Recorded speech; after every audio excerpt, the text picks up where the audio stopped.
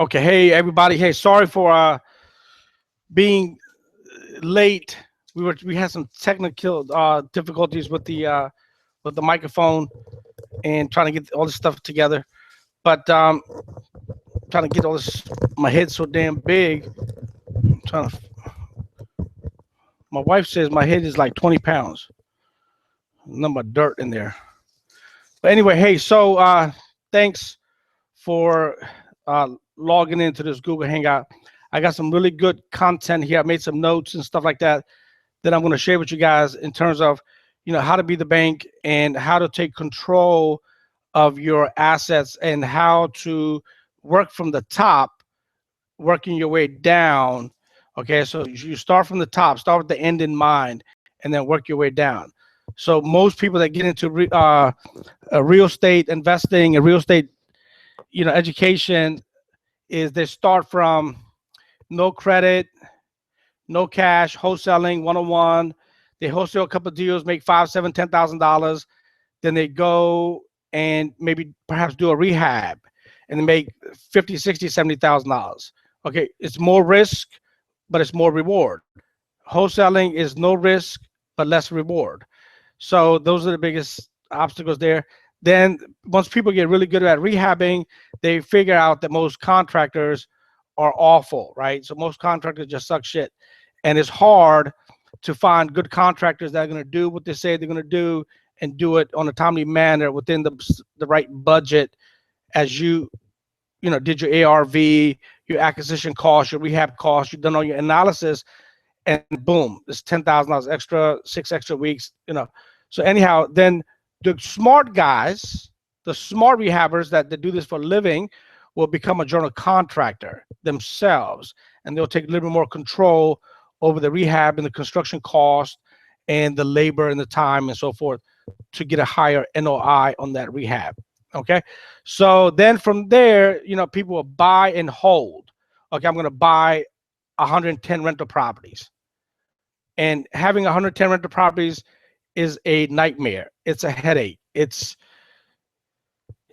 not the best way to make money in real estate. Okay, people say buy and hold and you can make a lot of money. All right, well, it depends in terms of where you bought it at and how much equity is in there, and are the properties paid off and things like that. What kind of balance do you have on there? But dealing with tenants, dealing with turnovers, and dealing with people coming and going in evictions processes, good tenants, bad tenants, it's just, for me, in terms of where I am, in terms of the things that I've experienced, I do not like to be a landlord anymore. I've done it. It was a good experience. I've learned tremendous amount of stuff from it, and I'm talking from experience. And I've had over 110 rental properties, and it is a headache, and you have to have a very tight process. Anyhow, so from going from landlord to buy and hold things, people want to become like a lender. How to become a hard money lender, hard money banker. How do I lend my money? You got $300,000, $400,000, $500,000 sitting in a bank account, earning less than 1.87%. Wells Fargo, Chase, Bank of America, SunTrust, whoever the case is, and you want to make your money make money. So how do you do that? You take your funds and you get a higher yield on it by lending money on safe, calculated, risk-controlled, experienced investors, and you basically lend your money with those folks within that arena, and and you use the house as a collateral in case the contractor dies or your partner dies or the rehabber dies. You take over the asset and you keep moving, and so you got to protect yourself that way as a lender. I lend money. I am very cautious and very careful in terms of whom I work with and why I choose to work with them. I'm experienced and I've seen the bullshit out there. I've seen the stuff out there, and I know the good versus the bad. And I'm not a greedy guy. I don't take every deal. Every deal is not a good deal. You have to sometimes say no more than you say yes, just because the character of the person, the lack of experience, um, They don't have a team. They don't have a process. They've never done this before. There's no track record. And even though they're excited and they're enthused and they believe they could do it, I'm a business guy, number one. And that's where it starts from. And risk and reward, I look at that very carefully in terms of how I invest my dollars to get the yield that I need. All right. So then as a hard money lender, then you're going to go into another level, which is primarily buying non-performing assets from hedge funds and from asset managers directly, from your local community banks to your savings and loan thrift banks and so forth like that. So it's kind of like a progression: 1 step, 2 step, 3 step, 4 step, 5 steps, 6 steps. So I've done all these things. Right now, I'm at the very top step. The very top step is how to be the bank. And that's what this particular talk tonight is about, is how to be the bank, and basically how to allow your funds to make you money with less risk and more control. All right, so let's dive into it. Again, thank you for being patient, and we're going to rock and roll here. All right, so really quickly, I'm just going to give you some stats. Let's look at the market in 2015. What is the forecast for the real estate market for 2015? If you look at it this way, our GDP growth is about 3% right now. And that's surpassed what was forecast. It was forecasted about 2.12%, 2.15%. So now also our job growth. So we've had over 240,000 consistent job growth 9 months in a row. Okay, so the market is changing. There's a lot of foreign investments, money from China and Japan in this country that's floating around. People are betting on the U.S. economy in terms of real estate. The folks that have gotten into the business now, this is a perfect time for you guys to get into the business, because the storm is changing. Everything is changing. So it's like a wave as you guys come in a very good time right now. So, but the people that have been in the industry for 10, 12, 15, 20 years, so you guys understand the model, you understand the wave. So you got the buy cycle and you got the sell cycle. You got the buy cycle and you got the sell cycle. It's like a 10, 15-year game that the government plays with our funds. So anyhow, there's a movement taking place in the industry, and for folks that are new to this industry right now, and this is a great time for you guys to get in. So okay, so the GDP growth, the home jobs, and also QE. So the federal government is going to continue to provide QE funding to stimulate the economy and stuff like that. So there's a lot of money still coming into the area, as well as our particular local neighborhoods in terms of supply and demand of foreclosures versus short sales. REOs have declined considerably, and there's a couple of reasons of that. And one of the reasons is the fact that, you know, in a lot of the states around the United States, there's been a moratorium going on. There's this huge talk about shadow inventory for the last 7, 8 years. Well, this whole wave of shadow inventory, where is it? Who has it? Whose books is the shadow inventory sitting on? So Fannie Mae, Freddie Mac has a lot of assets that are sitting on their books. The local state government agencies have a lot of assets sitting on their books. So there's a wave about to come, and meaning there's going to be a release of inventory that's going to come to the market. So this is a time to be careful, but also a time to make a lot of money. Okay, so we're going to talk about that. All right, so also one of the things, let's look at it like this. You know, in terms of real estate is a cyclical thing, right? So you have your Q1, Q2, Q3, Q4. So for the people that don't know what Q1, Q2, Q3, Q4 is, so Q1 is your January, February, and March. That's Q1. Okay, April, May, June is Q2, and then Q3, and then Q4. All right, so we all know that in Q4, what happens? You got Halloween, you got Thanksgiving, you got Christmas, you got family coming over. You know, the kitchen needs to be done. You got your wife yelling at you, screaming, we need to do this. We got 20 people coming over. So there's all this family stuff, which is great. So you have to look at real estate tends to slow down a bit, right? People don't buy. but that is a good time for investors to go and pick up stuff when other investors are sleeping. So I tend to buy more inventory in Q4 and then basically have it ready to flip in Q2. So that's what I do. And also this particular 2015, if you look at it, the East Coast of the United States got hit very hard, extremely cold weather. Okay, so there was a lot of snow, a lot of ice, there was a lot of bad weather. So it lasted, at least for us here in the Washington D.C., Maryland, Northern Virginia area. You know, for us, I mean, just today, for example, it's 42 degrees, 45 degrees today. Okay, and we're already here in the end of basically April, and we've had snow after snow after snow. We have tremendous, we broke record in terms of cold weather down in this area.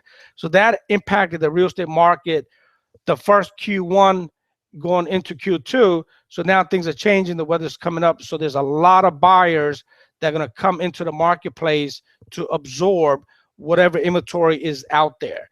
So, and also Fannie Mae and Freddie Mac and FHA, you know, they've changed a lot of the criterias in terms of loan qualification, in terms of your credit scores, in terms of how, you know, if you had a bankruptcy or if you had a short sale, you know, 4 or 5 years ago, you are now in the position to qualify once again to buy another piece of asset in you know, real estate in this particular area or your neighborhood. All right, so we're going to keep moving on, running out of time here. All right, so the second thing we're going to talk about is how to get started. How do you get started in this particular industry? So we're going to pause for a second, and I'm going to go ahead and get the PowerPoint slide so you guys can kind of follow the PowerPoint as I talk. So Clint, come hook up this PowerPoint, bro.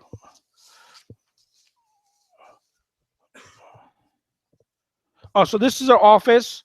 So we have 4 particular desks, about 6 telephones. We got our video studio, we make our videos here. And, you know, we love this stuff. We breathe it, we love it, and we enjoy it. And it's my passion to educate and to inspire and to teach folks about what's going on in the industry. So we're going to be making a lot of videos and doing a lot of Google Hangouts and keeping it real. You know, there's no BS here. Just keeping it real. And these are stats. These are stats that all you guys could Google. What's going on with the GDP? What's going on with the economy? What's going on with jobs? These are real stats. You just got to pay attention to what the economy is doing, and apply that and connect the dots. So is this live now? Okay, we got the PowerPoint up and going.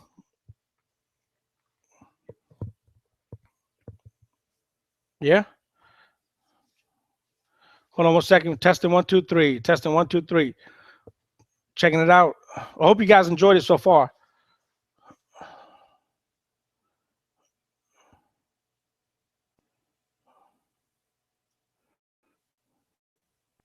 Live. My technical guy, Mr. Clint Racine. He's been with me for about 6 years now, and he's a good guy, good loyal guy, and he does a lot of my stuff that I just don't know how to do. I'm a talker, I'm a speaker, I'm an educator, and you know, I'm a coach. So that's what I do well.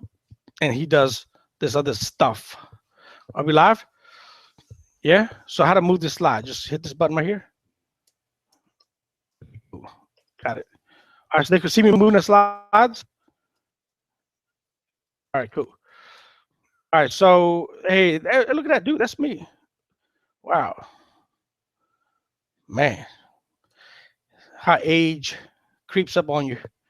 I was a good looking dude.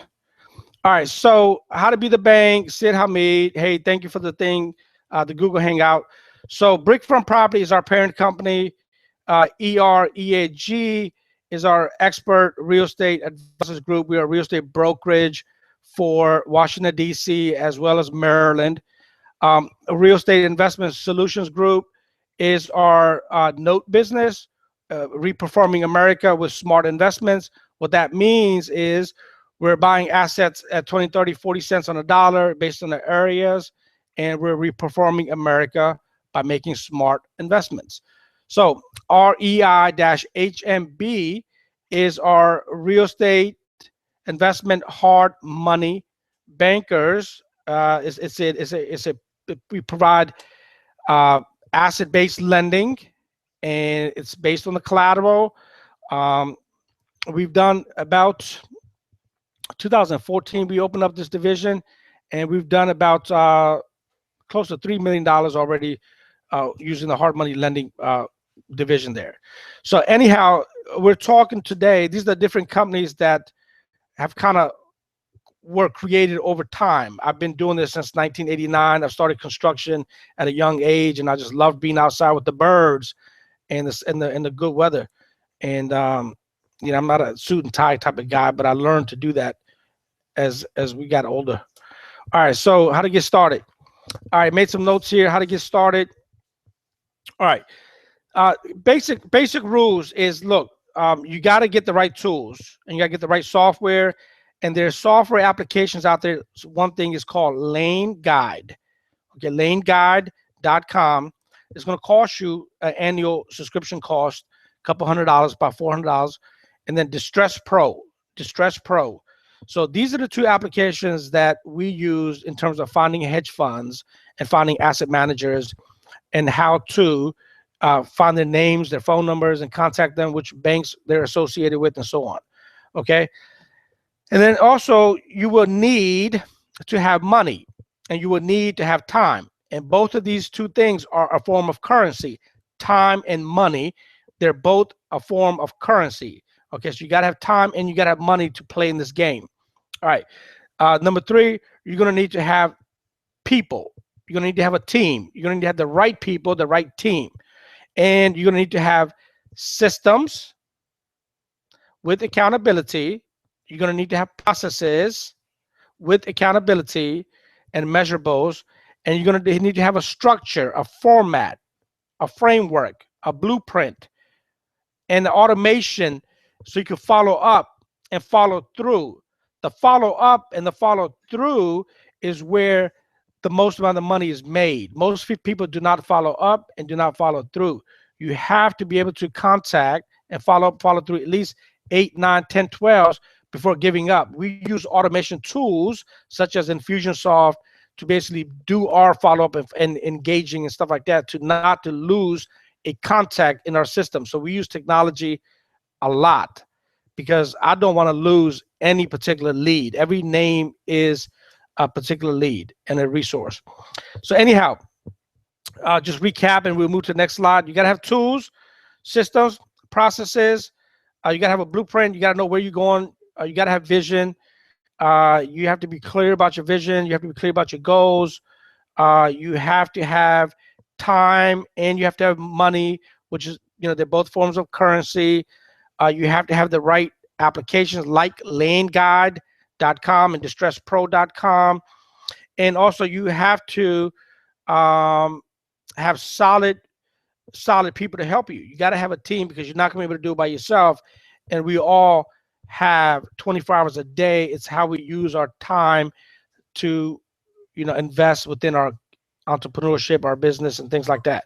So we all got the same amount of time. Is how we choose to invest our time. Time is currency. All right, moving to the next slide is, okay, where to get started. Where do I get started? All right, so the biggest thing here that I discovered for me, I'll talk about me, is, I'm going on close to 50 years old right now, and I'm at that age where I cannot afford to make mistakes. I'm at that age where I cannot afford to have slip-ups. So I have to be cautious and careful who I associate myself with. Relationships matter, and relationships are a big thing in terms of how to get started. You want to start with having good, solid, healthy relationships that are going to help you nurture, that you learn through and grow from. Okay, you're going to also need to have a vision.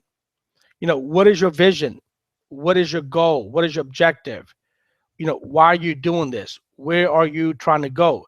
So you have to start with yourself.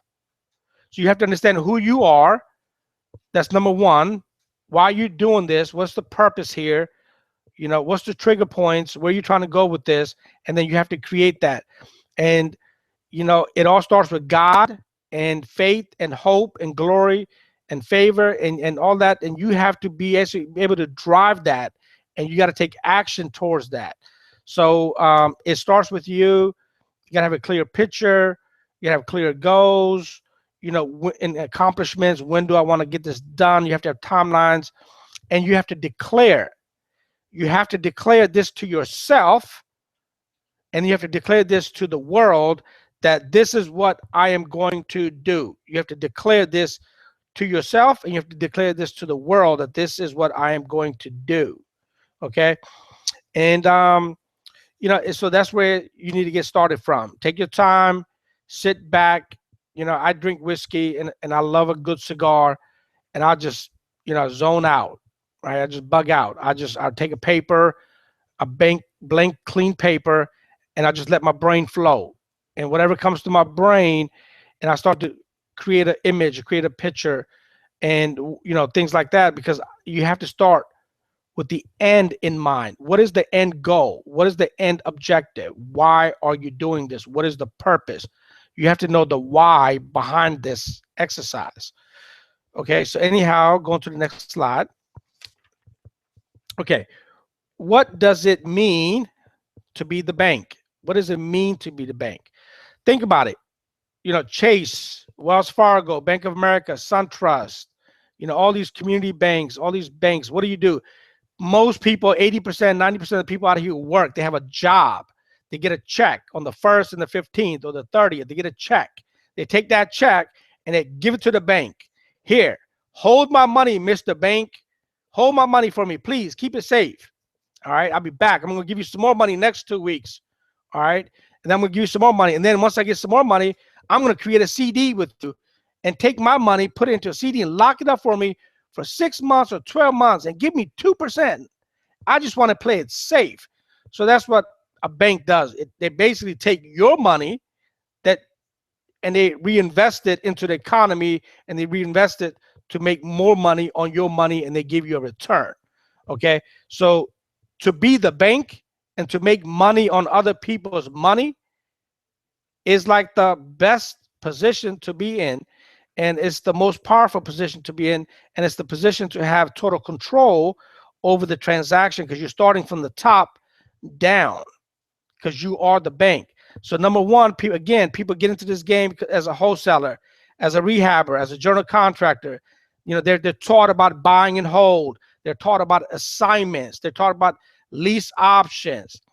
They're taught about buying tax sales and tax certificates. They're taught about all these different ways: commercial real estate, apartment building, land development, self-storage. Okay, done it all. Done it all.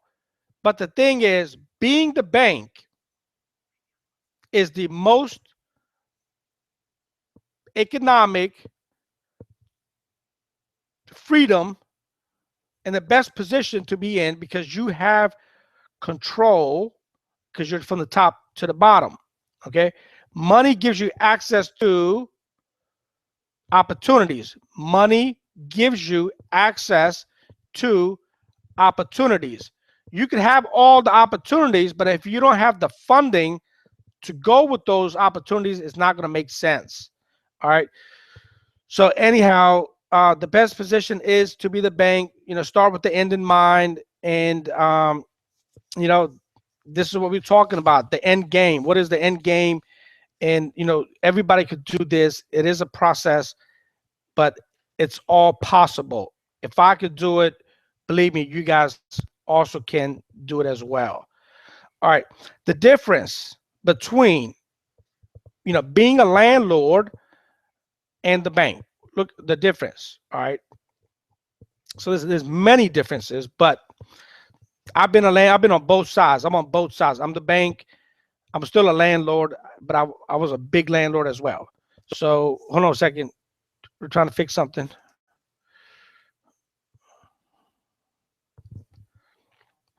All right, keep moving. Clint, 10-4, Roger. Here we go. All right, so the difference between being a landlord. All right, so being a landlord. Okay, dealing with tenants, dealing with move in, move out, turnovers, people leave, people destroy your properties, you know, cost of turnovers, evictions, the screening process, dealing with Section 8, dealing with non-Section 8, dealing with college kids, you know, dealing with all this stuff, subleasing. You know, when you're a landlord, you're dealing directly with the tenant. You're dealing basically hand in hand with the tenant or a real estate agent or a property management to help. If you got a portfolio of 20, 30, 40, 50 rental properties, you're going to have a property management company doing the task, but you're still going to be engaged, involved. So being a landlord, you know, whenever something goes wrong, you are still technically responsible for fixing the air conditioning, fixing the refrigerator, fixing the roof, the water damage that gets into the basement, the toilet. You know, the kid throws a doll down the toilet and they're playing and the crayons on the walls and the drawing. I've been through all of this. Okay, the dog piss. I mean, it's just so on and on and on. But anyhow, now I'm going to switch hats. I'm going to talk about being the bank. When you're the bank, you're not dealing with all of that. You're dealing with professional lawyers. You're dealing with professional processing companies. You're dealing with professional hedge funds, professional bankers. And there's systems involved, and there's processes, and there's accountability. And if this doesn't happen, this will happen. If this doesn't happen, this will happen. So it's rigid and it's more controlled, and you have less headaches, and you make more money with less time. Again, you make more money with less time, and the time that you have, you can spend that time with your family and enjoy vacations and travel. You know, my personal goal is I like to be able to take off at least 4 months out of the year. And out of those 4 months, you know, I traveled to Vegas, San Diego.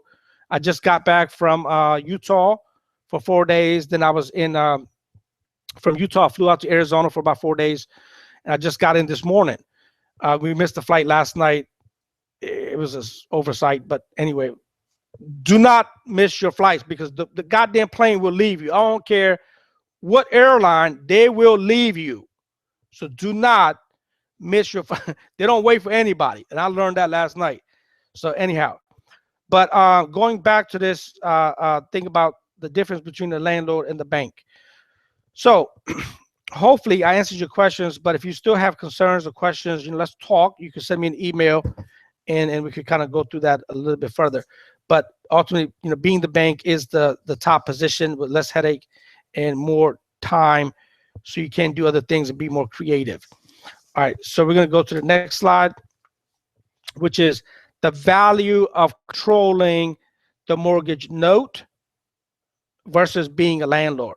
So this is kind of hand in hand with the previous slide, but let me just add some value here.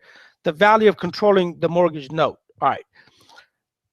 In my mind, when you have a particular note, when I'm dealing with non-performing notes, I got 30, 40, 60 assets that I'm purchasing. You know, again, I'm dealing with professionals. Okay, I'm dealing with people that are accountable, and they're lawyers, they're educated, they have processing companies, you know, they have systems, they got processes, there's less headaches. Okay, and I'm dealing with, you know, folks that are going to be able to give me feedback, and I could learn through, because I don't know everything, but the key is to hire the people that do know what needs to be done. Okay, when you're a landlord, it's basically you and the tenant, or you and the property management, and you and the realtor. So you're too close to the asset, and you're too involved to the asset, and you have to take care of any type of major or any type of repairs or issues that come up with that particular asset. And you have to deal with the particular tenant, you know, in and out. When you're buying non-performing assets for, let's say, 45 to 50 cents, 55 cents on a dollar, you know, you could get the asset to perform by doing a loan modification with that particular asset and a homeowner. And then from there, you could get that note to be seasoned for 6 months, 9 months. And there are hedge funds out there that will buy performing notes for about 72 to 80 cents on a dollar. So you get the cash flow all that time. And then you also are able to flip your non-performing asset into a performing asset. to a larger hedge fund for anywhere from 70 to 80 cents on the dollar, and you get in and you get out. Or you just hold that asset and you do a lease option with the homeowner, and you become where they're making you mortgage payments, and you could sell it back to them and tell them to give you $10,000-$20,000 down payment or earnest money deposit, and you got that money, and then you get the cash flow.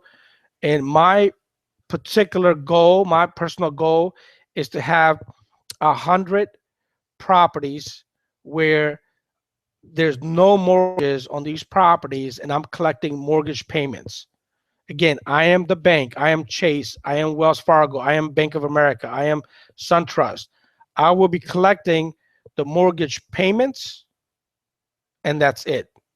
The processing company will be processing the bank's the monthly statements, the 1098 interest at the end of the year, and the processing companies will be doing that. If there's a case where the homeowner is not paying, then the foreclosure process will begin, and then the dialogues will start utilizing the processing company. So I don't even necessarily get involved with doing all of that.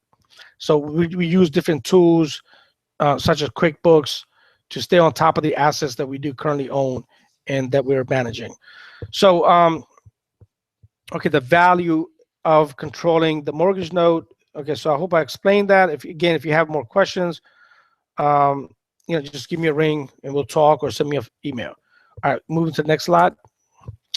What tools will be necessary to accomplish how to be the bank? So tools, okay, all right, tools. You can look at tools in many different ways, right?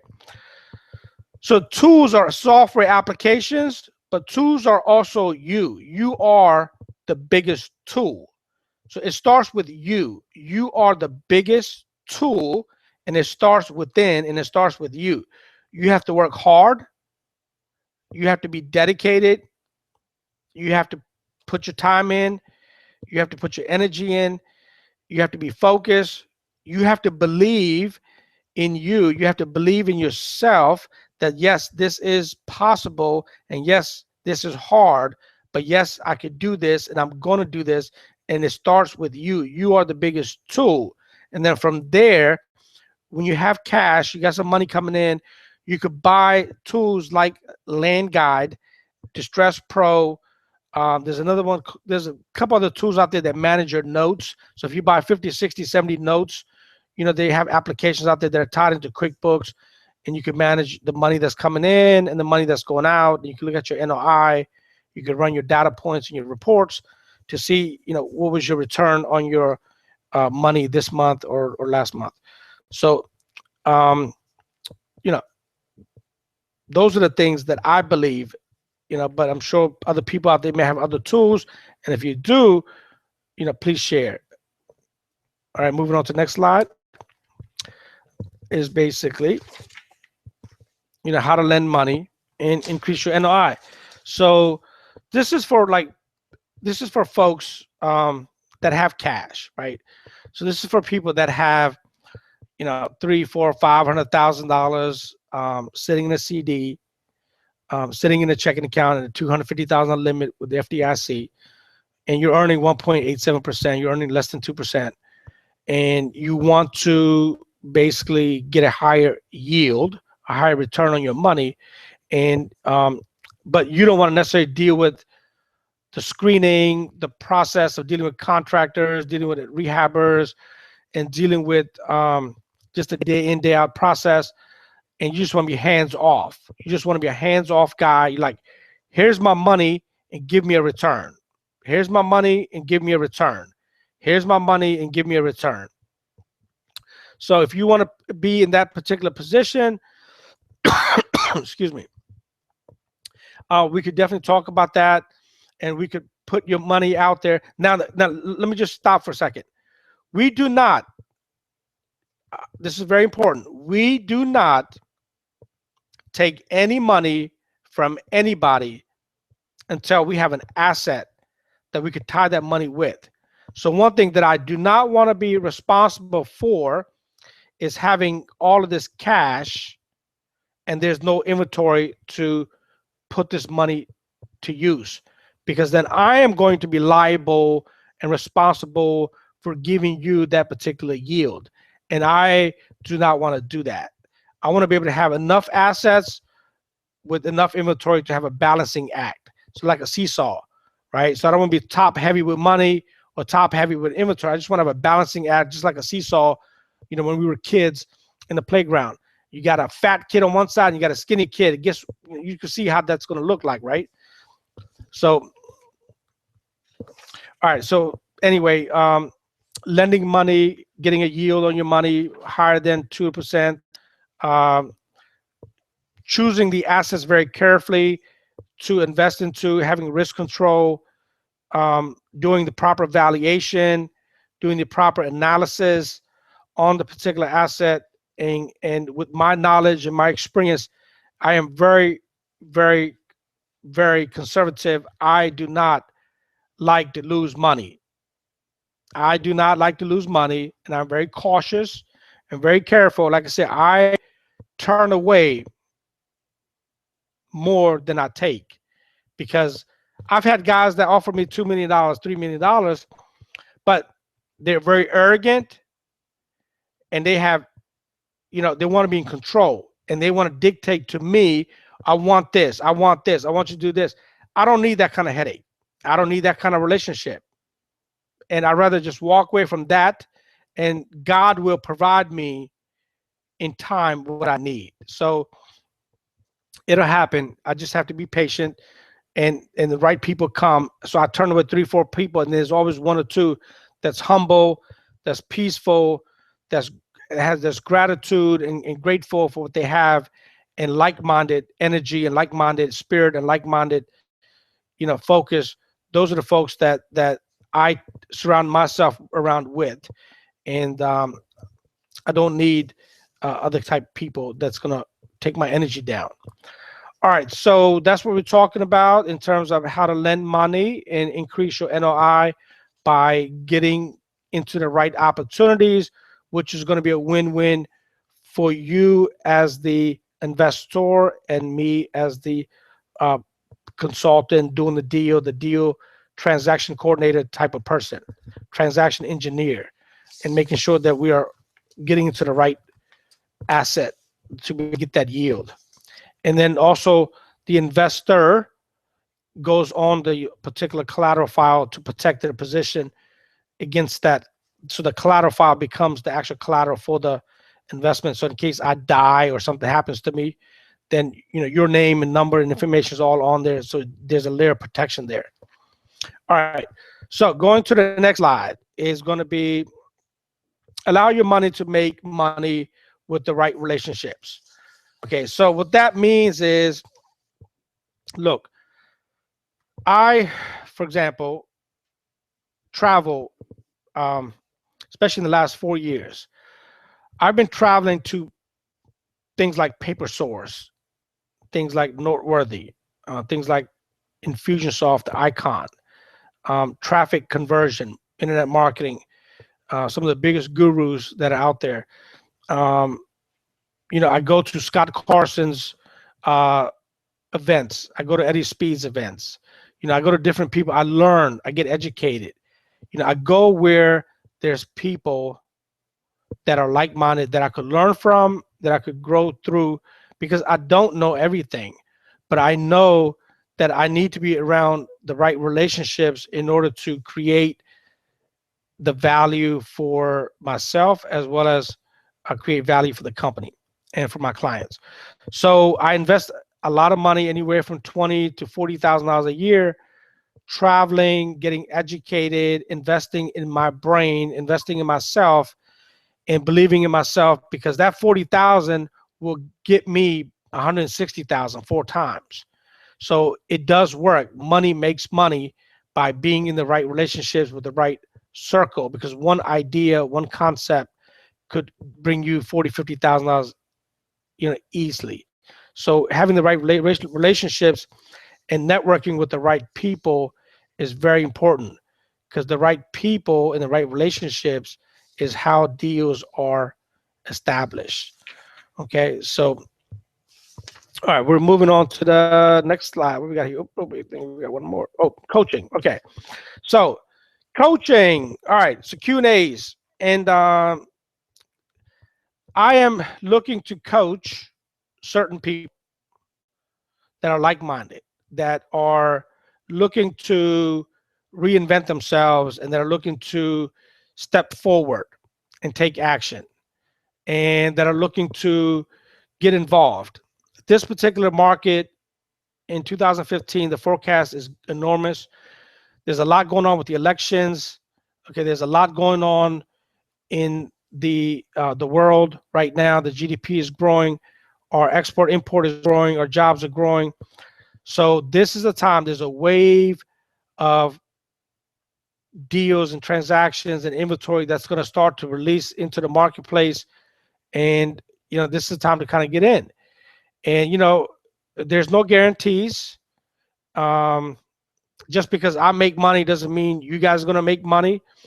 And it's just that I'm cautious and I'm careful. Sometimes if I make, 5%, 10%, 15%, I'm happy. I'm not looking for that home run. I'm not looking to make 80, 90, 100,000 for every transaction. If I could make 15 to 30%, 25%, I'm good. I'm happy. I like to play conservative and play safe than leverage my money 5 times, 10 times. I don't mind leveraging 2, 3 times, maybe 4 times, but leveraging 5, 6, 7 times, I'm not a gambler. I don't like to gamble. So coaching, if people want to talk about that, want to get a better idea of what that's involved, it's basically $1,500 a month.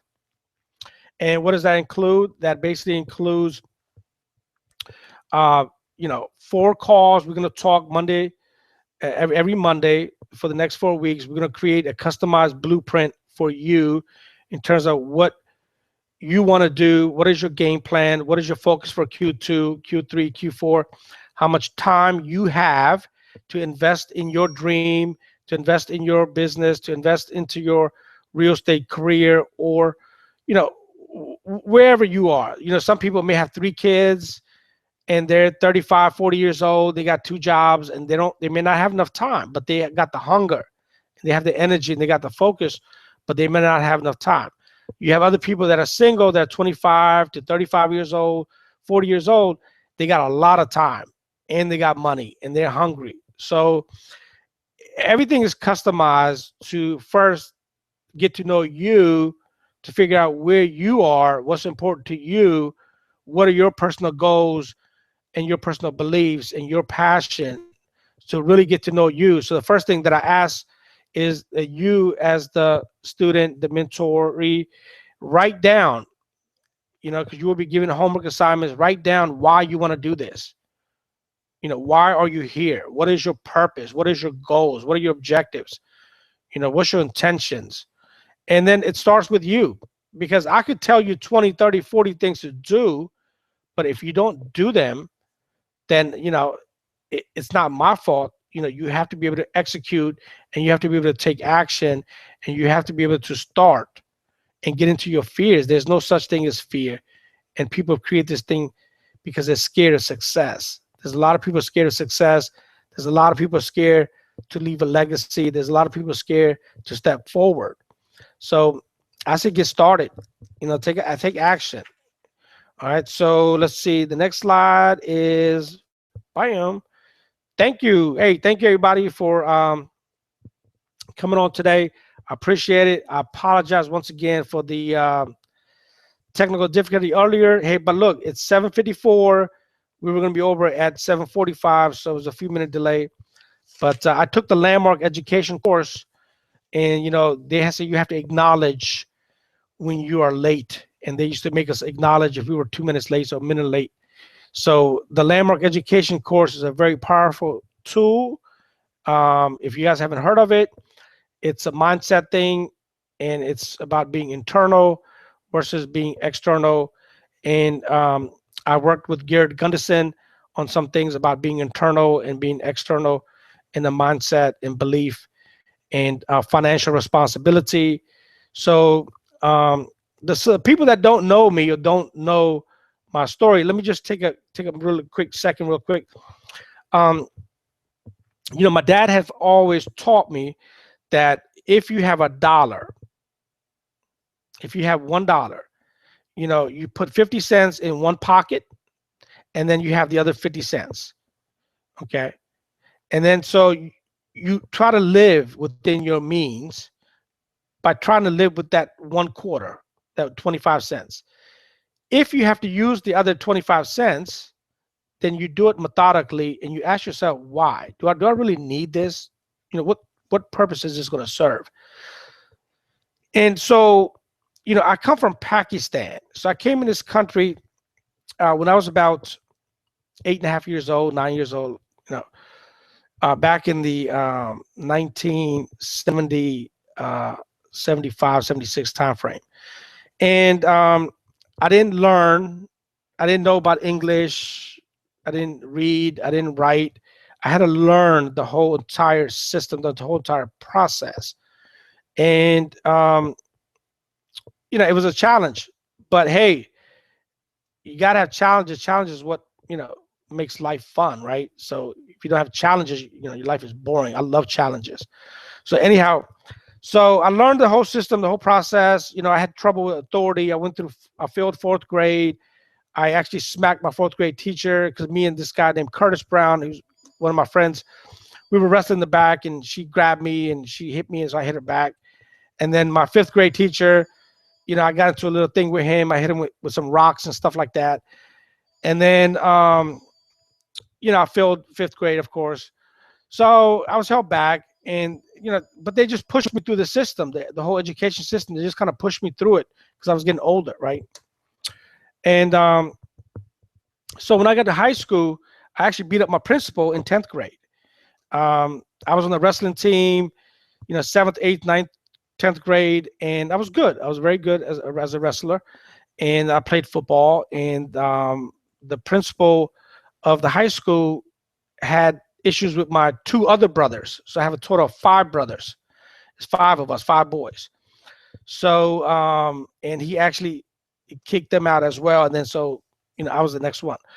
But anyhow, so I didn't really finish high school in a traditional manner. I ended up getting a GED in an adult education center. My second one, the first one, they had issues with me and I had issues with them. So authority has always been a problem with me. But the thing is, I believe if somebody's trying to do something that's wrong or something that I don't believe in, I'm going to speak up.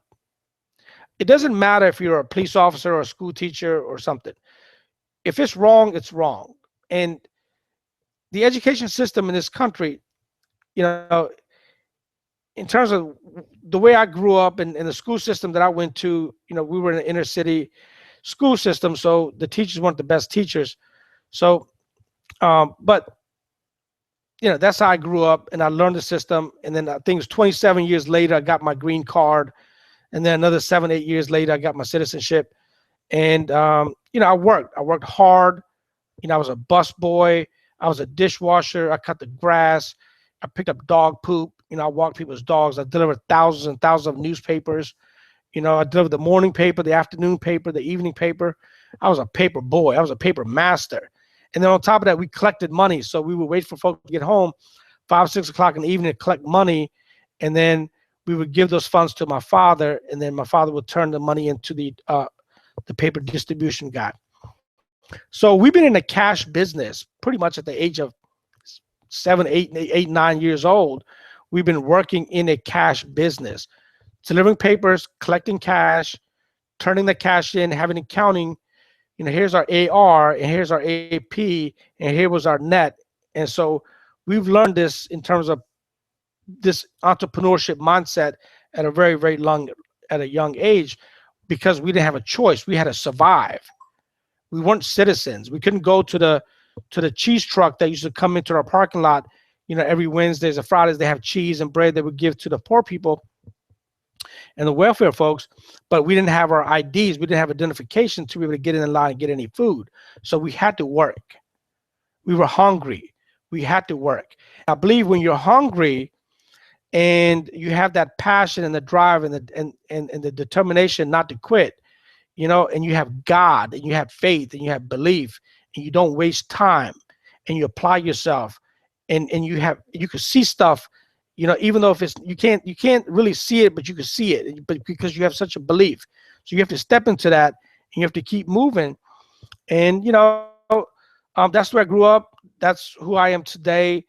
And that's just my story. I figure I'll throw a little bit out there for you guys to know who I am personally. I'm married, and I have 2 dogs. I'm married for 10 years. And so I've actually sat on the board of directors for 8 companies. And I work with SBA, Small Business Administrations, for many years. And I help look at business plans and business models and review their plans for them, and get people the 704, the 504B loans for their small businesses and stuff like that. And so I've been an entrepreneur all my life, and I just love it. I just love having the freedom and the access to time, and to be able to create and to build the right relationships. So it's a win-win for everybody. So hey, look, Sid Hameed, thank you for uh, staying tuned to this, and send us an email. Go to our Facebook. Give us a shout out and let us know what you think. Thank you very much, and have a good day. Take care. All right, so how do you stop this? Bye.